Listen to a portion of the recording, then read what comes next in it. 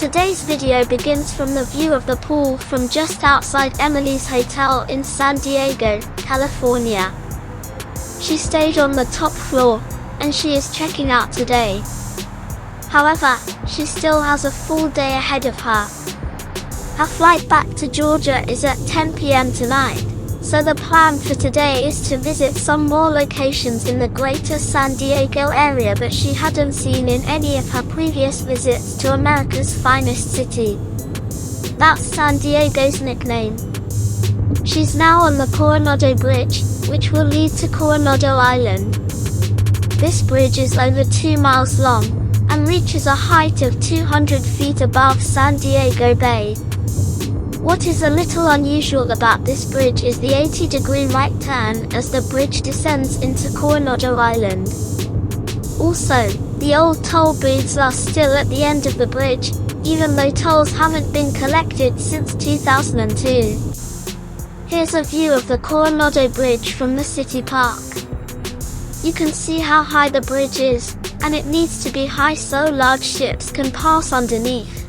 And panning to east, there's part of the San Diego skyline. Emily really likes San Diego, and part of the reason is the beautiful skyline. It's a surprisingly large city, but it doesn't feel huge, like Atlanta. Let's start the day exploring a little bit of Coronado Island. It looks beautiful here. Very expensive too. There's some public art at this park, including this large concrete chair that's designed like a Pablo Picasso duck painting. It looks pretty cool. Near that park is a shopping and dining area, and some piers leading to ferries that will take passengers to and from downtown San Diego. It looks like there is ferry service to 2 locations in San Diego. One to the Broadway Pier, and another to the Convention Center. One day Emily hopes to go to San Diego Comic-Con. It's one of the biggest comic book and cosplay conventions in the world, and is held at that convention center. At the end of the pier, take a look at this beautiful skyline. Even though it's overcast, it's not foggy, so the skyline still looks great.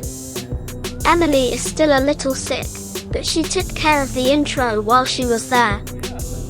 Hey guys, Emily. Welcome everyone. Today I'm at Coronado Island, which is across the water from San Diego. I have a red-eye flight back to Atlanta today, so I'm going to stay around this area and see what I can see. I'm hoping the sun comes out later today, and maybe if I'm lucky, I'll get to see the sunset. I'm going to have a wonderful last day in Southern California. Let's go.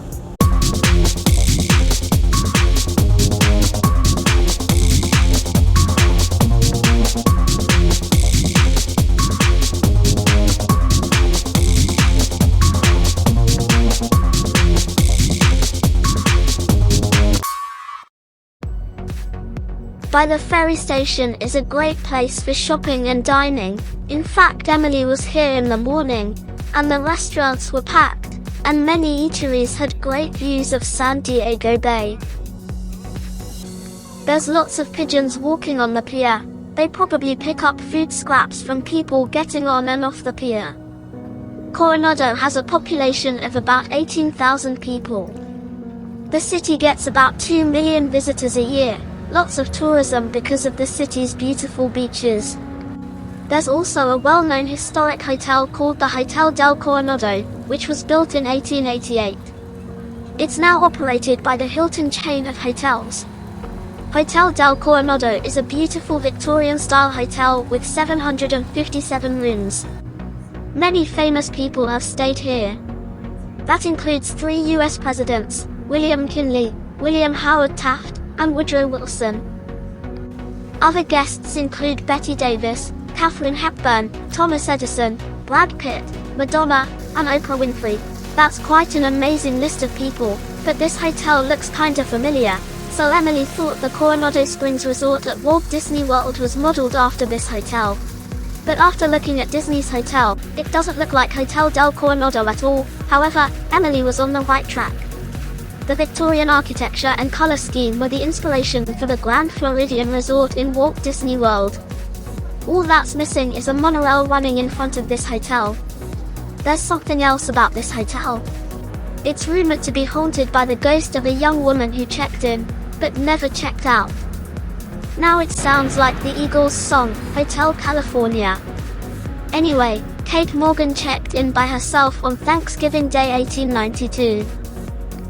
She was estranged from her husband, and she had hopes of romance with someone else.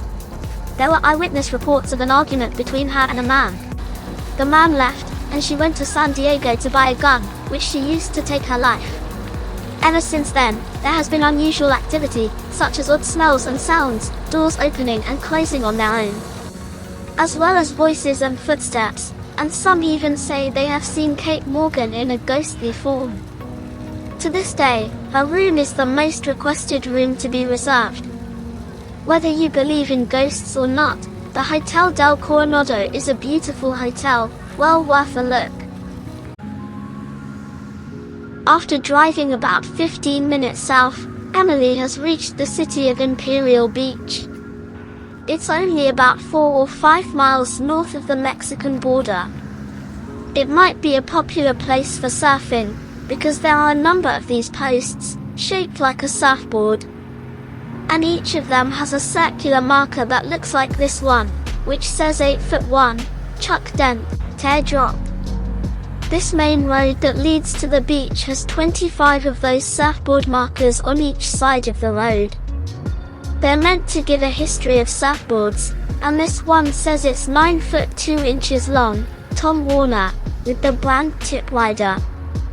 Emily doesn't know if Tom Warner is the surfer or the person who created the surfboard. She knows nothing about surfing and hardly ever goes to the beach. Here's another surfboard post, and the marker on this one says it's 8 feet 6 inches in length, with the name Skip Fry, could be the name of the surfer or the surfboard, and shape of an egg. Walking in the other direction, and Emily noticed something else about these surfboard markers. She's back at this one named Tom Warner, the 9 foot 2 inch tall surfboard. On the other side of the surfboard, the marker has the year 1966 on it. Emily wonders if that's when the surfboard length record was. Take a look at this one, and on the back, it says 1965, again assuming that's when the record surfboard length was set. Now heading to the end of the road, and there's a statue where the road ends at the Pacific Ocean. This is called the Spirit of Imperial Beach statue. It was dedicated on January 3, 2009.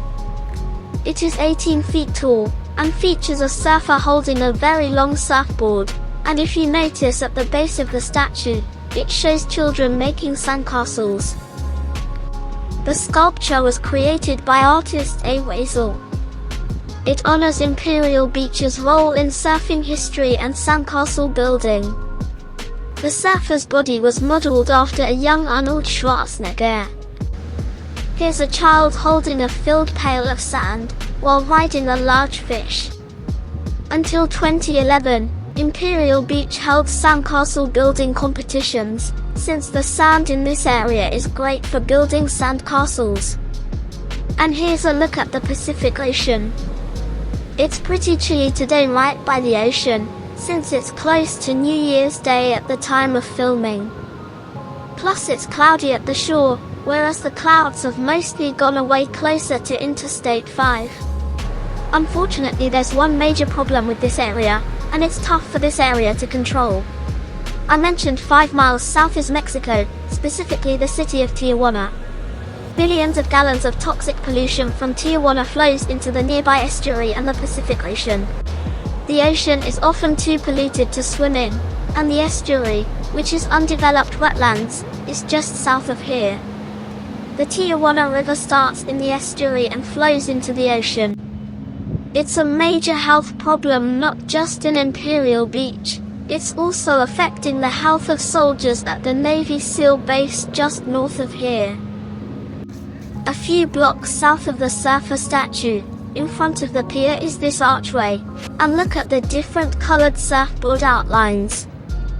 The locals call this Surfhenge. This wooden pier is nearly 1,500 feet long, and is a popular place for fishing. There's a restaurant at the end of the pier. Next year the city will construct a splash pad near where Emily is now. Fast forward a couple of hours, and Emily is in downtown San Diego along the harbor, and she's going to tour the USS Midway Museum, a naval aircraft carrier which was in service for 47 years. The Midway has served as a museum since 2004, and is the most popular naval warship museum in the US. The museum includes not just the aircraft carrier, but a number of jets, helicopters, and other aircraft located on the runway and inside the vessel. Many of the aircraft were built here in Southern California. I think this past November, Fox NFL Sunday filmed their pre-game show here. And on that show, Rob Gronkowski dropped 25 feet from a helicopter into the bay. That was really awesome. You gotta love Gronk. Would you take a look at how massive that ship is? Emily's glad she has several hours before her flight. The ticket price was $26. That includes a self-guided tour of the vessel, including access to the aircraft shown on the ship, as well as a tour of the crew quarters. That's a pretty good deal considering this is California, and there is so much to see on the ship. There's gonna be a lot of walking and stairs. Emily has paid for admission, and she's about to board the USS Midway. This has been on Emily's list for a while. Right away, you can see how totally massive this deck is. There are entire aircraft comfortably docked on this deck, and there are lots of people here. For example, look at this blue jet, and you see how big it is. The carrier is still decorated for Christmas, and they made this cool little city complete with a miniature railroad set. This is just the beginning. There's so much more to see. Emily doesn't know very much about aircraft or ships, aside from stating how big these aircraft are and what color they are. Probably at some point, we'll stop the voiceovers. This helicopter seems to fit more people than the helicopters we're used to seeing. Once again, as huge as this aircraft is, it has a lot of room inside this vessel's interior deck. This one has some significance. Apparently this jet was flown by a young Lieutenant George H.W. Bush, the 41st President of the US. This is a helicopter engine. It's called the T-58 and it was the first helicopter engine developed in the United States, and weighs just 250 pounds, so it's very light, but at the same time it generates over 1,000 horsepower. This also says 3 of the Navy's primary helicopters are powered by the T-58. For an extra charge, you can ride a flight simulator, and this looks like a very popular ride, with a wait time of about an hour. No thank you. It costs $20 for 2 riders, and lasts about 3 minutes. Looks like over there is a transparent panel and people are looking down. It could show something in one of the lower decks. This is the bulk stores access hatch. It's a holding area where aircraft engines, supply crates, and other items are stored. A hoist places those items in and out of the hatch. Oh look, the crewman down there got a torpedo for Christmas. It even has a cute red bow on it. And they're wearing Christmas hats too. As Justin Scott would say, what a fun one! Looking outside at the small park over there, you may remember the unconditional surrender sculpture. Emily saw that a year ago at the end of her cross-country road trip. There are plans to enlarge that park and rename it the Freedom Park at Navy Pier. In the next 3 years, they will remove the parking area and create a large park that celebrates the heroism of those who served to protect and defend America's freedom. It looks like it's going to be a very nice park, and Emily looks forward to seeing it when it's all done. Over here is a large model of the USS Midway. Unfortunately, the glass is very reflective and is causing a mirror effect. So Emily is having a difficult time showing what the model looks like, but we'll see much more of the actual ship. Emily's going to head up one deck, where the landing pad is. There are lots of aircraft up there. Over there is one of the parking areas for the museum, but it looks like they are building a garage. Now on the landing deck, and there are probably a couple dozen aircraft here. Some you can go into, and some you can't. The ones you can't go into have these yellow stanchions surrounding the aircraft. But this one you can. Emily's in this aircraft. It's kinda cool to have this view of what the pilots have a view of. Not to mention all these buttons and dials. How did they keep track of all these things? This is a Sikorsky Sea King helicopter, used in the 1960s to retrieve astronauts that water landed after some of the Apollo space missions. This helicopter is a Sikorsky UH-34JC Bat. This was used for search and rescues, troop transport, and anti-submarine warfare. This combat jet is an F-4 Phantom II. It was used not only with the Navy, but also the Marine Corps and the Air Force. It made its last mission from the USS Midway in 1986. In fact, it was the very last mission for any F-4 fighter jet for the US Navy. This is a Grumman C-2A Greyhound carrier jet, used by the Navy to transport supplies, mail, and personnel. The Vought F-7U Cutlass jet was used for combat and bombing during early days of the Cold War.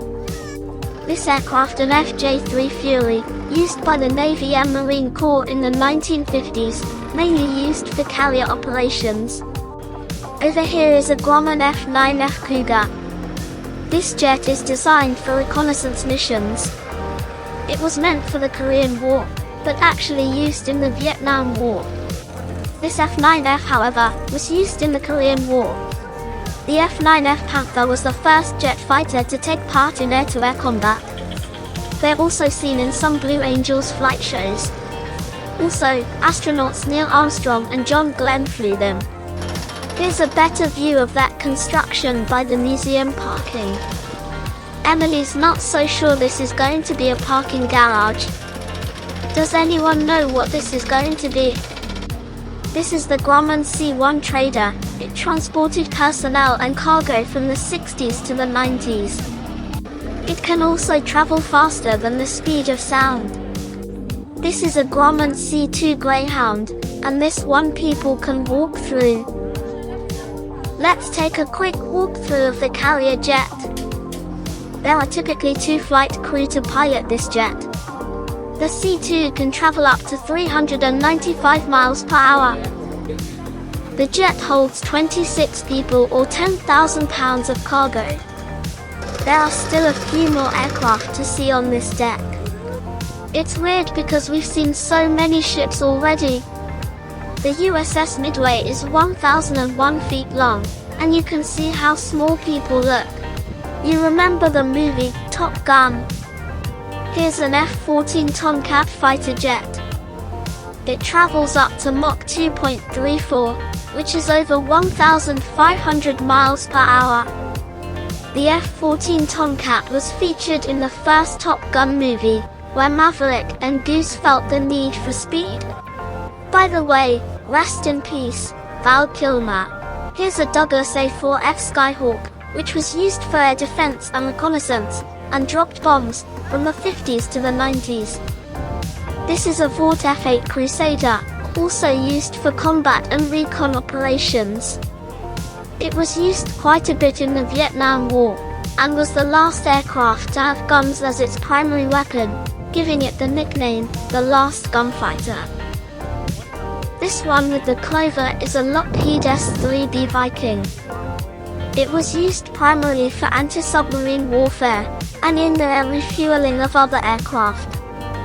It's an absolutely beautiful afternoon in San Diego. Clear, blue skies, it's not cold and it's not warm.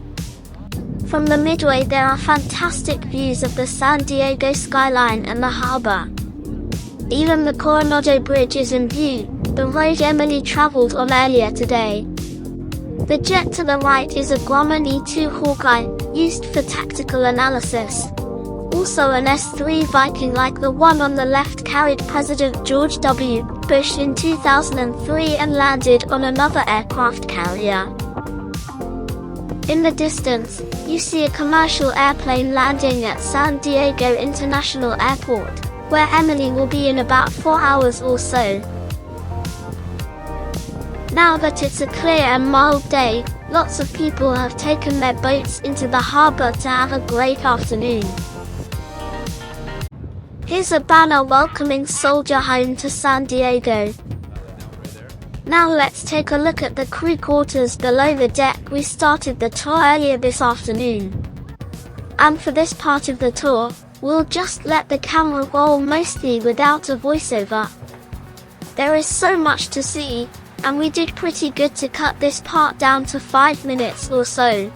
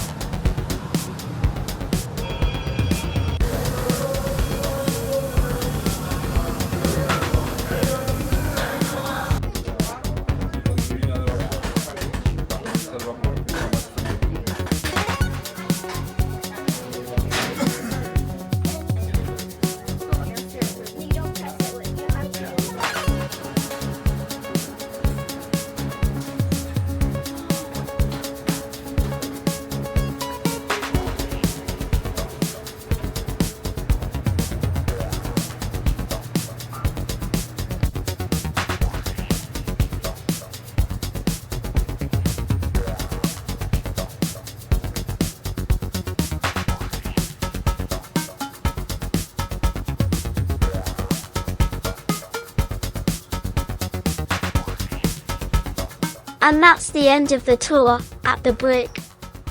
The ship is huge, but it has to hold 4,500 crewmates. What a wonderful day in the San Diego area. When Emily visited a little over a year ago during her cross-country road trip in late 2023, she had the USS Midway tour on her list, so it was great that she finally got to see the massive ship. It reminded her of her visit to the USS Alabama in the city of Mobile. Take a look at the beautiful sunset. The sun is almost ready to drop below the clouds. Emily had a really great day in very southern California. She went to so many wonderful places, but now it's time to go. Emily is going to find somewhere to have dinner before she leaves for the airport and returns home to Georgia. Check out that interesting sculpture at this intersection. One last look at the San Diego skyline at nighttime, just before our flight takes off. San Diego is one of Emily's favorite cities, and she was a little sad to go, but she's glad to head back home. By the way, we were surprised how large the San Diego airport was, probably 50 gates or so. It must be a really busy evening. Emily's been sitting here for about 15 or 20 minutes waiting for her turn to take off. And finally her plane is taking off. Emily's hoping to get into Atlanta early enough to beat some of the morning's rush hour traffic. Her flight gets in at around 5 in the morning, but it takes a while to get through the airport, then get to the off-site parking where her car is parked, and finally drive back to her home about 2 hours away. Well, we didn't realize it was a holiday week and most people were off work, so traffic was actually really good getting back. And that's it. I had a really great time in San Diego. All the episodes from my Southwestern road trip are now online, so check them out. This was fun, and I got to see some places that have been on my bucket list for a while. I'm sure I'll be back in San Diego in the near future. But there's always another travel adventure coming up, but you see that next time. Thanks for watching, bye!